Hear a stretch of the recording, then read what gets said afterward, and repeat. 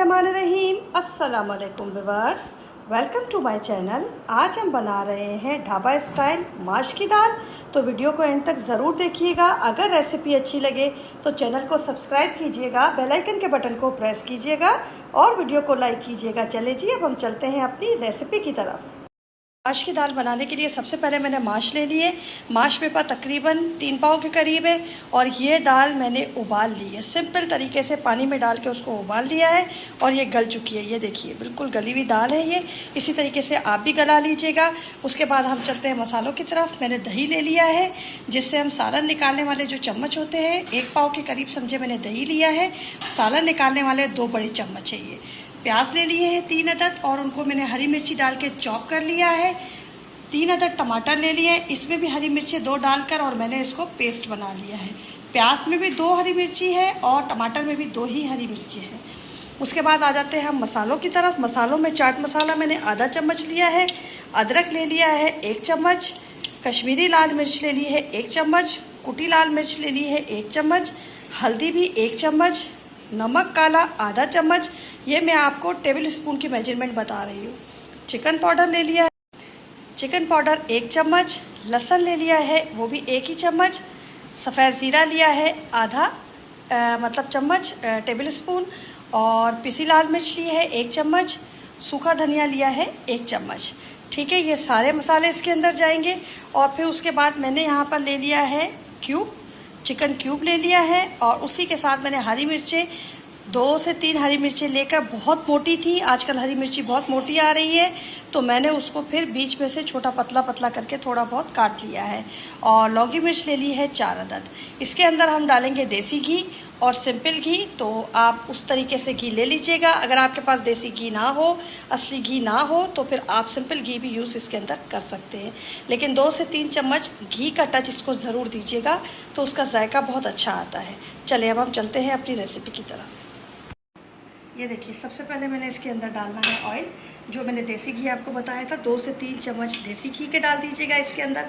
इसके अंदर थोड़ा दाल के अंदर मतलब घी ज़्यादा डलता है, ठीक है। और ये मैंने इसके अंदर तकरीबन 1 कप के करीब इसमें ऑयल चला जाएगा, क्योंकि ये फिर इसके ऊपर तारीफ भी आती है। और ढाबे पे आपने देखा होगा कि लाल कलर का एक उसके अंदर जो घी का एक टेक्सचर आ रहा होता है, वो अलग से बना के वो रखते होते हैं और फिर जब दाल वो डालते हैं तो उसमें वो उस टाइम दे देते होते हैं। ये देखिए, मैंने लहसुन अदरक इसके अंदर डाल दिया है। अब हम इसको थोड़ा सा भूनेंगे लहसुन अदरक को।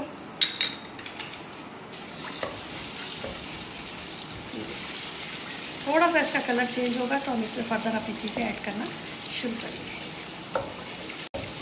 फ्लेम मैंने लो किया हुआ था। अब हम इस स्टेज पे आके इसमें अपनी हरी मिर्चें और लौंगी मिर्च ऐड कर देंगे। थोड़ा सा इसको भी फ्राई करेंगे।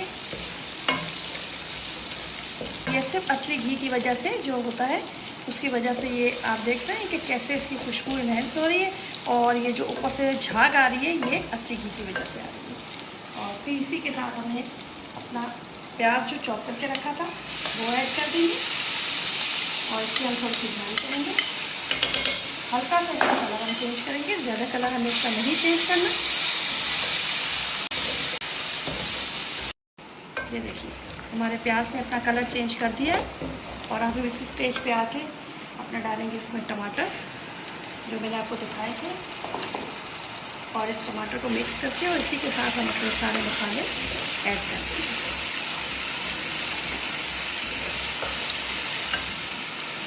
सारे मसाले हम अच्छे चले जाएंगे। अच्छा, मैंने आपको इसमें नमक का नहीं बताया, क्योंकि नमक जो है वो मैंने ऑलरेडी चाट मसाला में भी होता है और फिर काला नमक यूज़ किया है। इसके बाद मैंने चिकन क्यूब्स भी यूज़ किए हैं और मुझे नीड हुई तो मैं इसमें नमक यूज़ करूँगी, अदरवाइज़ मैं नमक इसमें नहीं यूज़ करूँगी। लास्ट में हम इसको टेस्ट करेंगे। टेस्ट करने के बाद हम इसको देखेंगे कि हमें नीड है या नहीं है नमक की, हम उस हिसाब से इसके अंदर नमक ऐड करेंगे। अच्छा, मैं इसके अंदर पानी वो ऐड कर रही हूँ जो मैंने दाल जिसमें उबाली है। थोड़ा सा पानी हमने इसमें डाला ताकि हमारे मसाले नीचे लगे ना। थोड़ा थोड़ा पानी डाल के हम इसकी थोड़ी सी भुनाई करेंगे।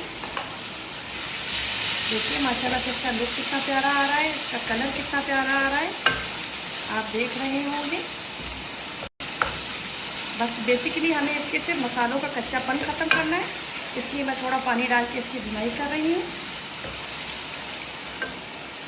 2 से 3 मिनट हम इसकी भुनाई करेंगे। उसके बाद मैंने इसके अंदर ये क्यूब ऐड कर दिए हैं चिकन वाले जो मैंने आपको दिखाए थे, और इसी के साथ हम इसके अंदर अपना दही ऐड कर देंगे, मिक्स करेंगे। अब दही अपना पानी छोड़ेगा इसके अंदर और मसाले भी हमारे इसके अंदर और पक जाएंगे। ये देखिए हमारा ऑयल बिल्कुल अलग कर दिया है, ये देखिए बिल्कुल पानी डिज़ोल्व हो गया दही का। माशाल्लाह देखिए लुक वाइज कितना प्यारा लग रहा है। अब हम इसके अंदर ऐड करेंगे अपनी दाल जो हमने उबाल के रखी थी।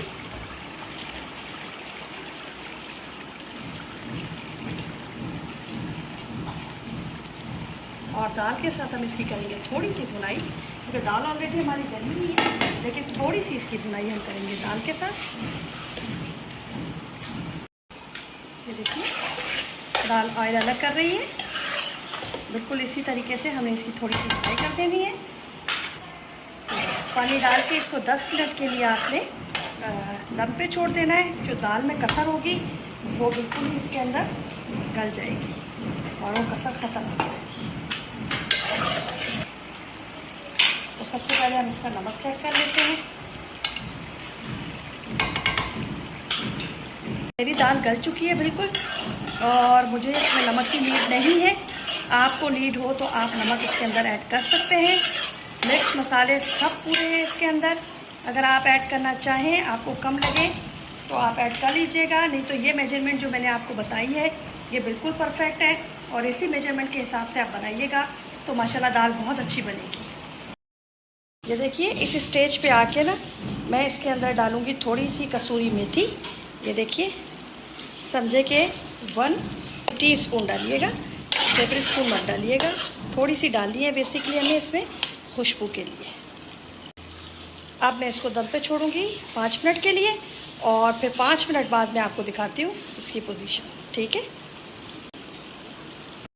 ये देखिए 5 मिनट हमें हो चुके हैं। माशाल्लाह लुक देखिए माशाल्लाह से कितना अच्छा आया है उसे। ये देखिए बिल्कुल ये ड्राई हो चुकी और बिल्कुल रेडी हो गई है। अब हम डालेंगे इसके अंदर अपना धनिया। ये देखिए अब मैं डिश आउट करके फिर आपको दिखाती हूँ। देखिए माशाल्लाह से कितना प्यारा लुक आया है इसका। देखिए माशाल्लाह से हमारी दाल रेडी हो गई बिल्कुल, और देखिए कितना धुआं निकल रहा है, और गर्मा गर्म दाल हमारी। इसको रोटी के साथ आप पेश करें, और तंदूरी रोटी के साथ तो ये बहुत ही ज़बरदस्त लगती है। ट्राई ज़रूर कीजिएगा और फिर मुझे कमेंट में अपनी राय ज़रूर दीजिएगा कि आपको रेसिपी कैसी लगी, और दुआओं में मुझे याद रखिएगा। अपना ख्याल रखिएगा। अल्लाह हाफिज़।